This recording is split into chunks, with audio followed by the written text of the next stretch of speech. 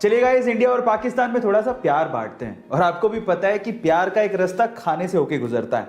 तो चलो इसी से रिलेटेड मैं आपको इंडिया और पाकिस्तान के कुछ इंटरेस्टिंग फैक्ट्स बताता हूं। नंबर 1, क्या आपको पता है कि इंडिया की नेशनल मिठाई यानी कि स्वीट कौन सी है? चलिए मैं आपको बताता हूं, वो है जलेबी। पर पाकिस्तान की कौन सी है?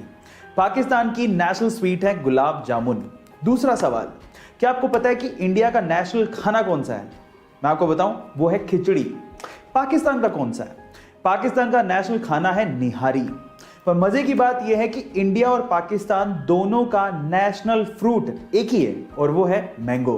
गाइस, ये इंटरेस्टिंग फैक्ट जान के आपको कैसा लगा चैट सेक्शन में जरूर लिखिएगा। आजकल ऑनलाइन का जमाना है और आजकल लोग ऑनलाइन के थ्रू पेमेंट्स भी कर रहे हैं। कितनी अच्छी बात है।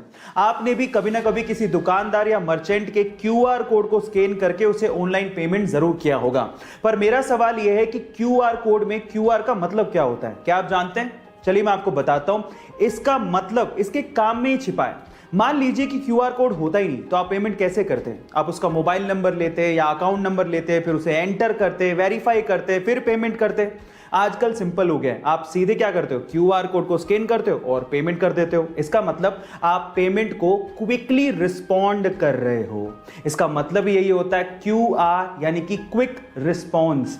अक्सर हाईवेज पर ही गाड़ियों के टायर फटने की घटनाएं सबसे ज्यादा होती है, पर सवाल यह है कि ऐसा होता क्यों है? तो चलिए मैं आपको बताता हूं। एक्चुअली इंटरनेशनल स्टैंडर्ड्स के हिसाब से गाड़ियों के टायर्स में 25 psi से ज्यादा प्रेशर की हवा नहीं भरी जानी चाहिए। लेकिन इंडियंस क्या करते हैं, एवरेज को बढ़ाने के लिए और फ्यूल को सेव करने के लिए टायर्स के अंदर 35 से 45 psi की हवा भर लेते हैं।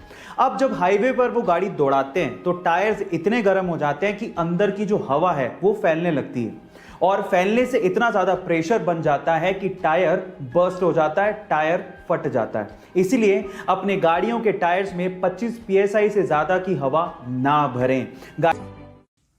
बचपन से ही फुटबॉल को लेके बहुत ज्यादा पैशनेट था। उसका सपना था कि वो प्रोफेशनल फुटबॉल प्लेयर बने। लेकिन वो कहते हैं ना कि किस्मत कोई भी बड़ी चीज इतनी आसानी से नहीं देती।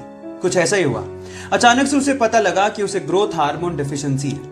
मतलब कि उसकी फिजिकल ग्रोथ नहीं हो सकती, वो बोना ही रह जाएगा अगर उसने $900 पर मंथ का थेरेपी नहीं करवाया तो।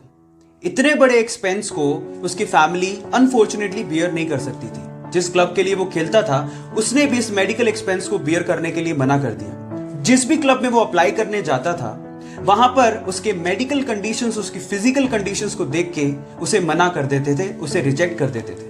बट इतने सारे रिजेक्शन के बाद भी उसने फुटबॉल के लिए अपने पैशन को कम नहीं होने दिया। फाइनली किस्मत के दरवाजे खुले और एक बहुत बड़े football club, Barcelona football club ने उसे इनवाइट किया और कहा कि अगर वो उसके टेस्ट सेशन को पास कर लेता है तो उसके मेडिकल एक्सपेंसेस को वो क्लब बियर करेगा।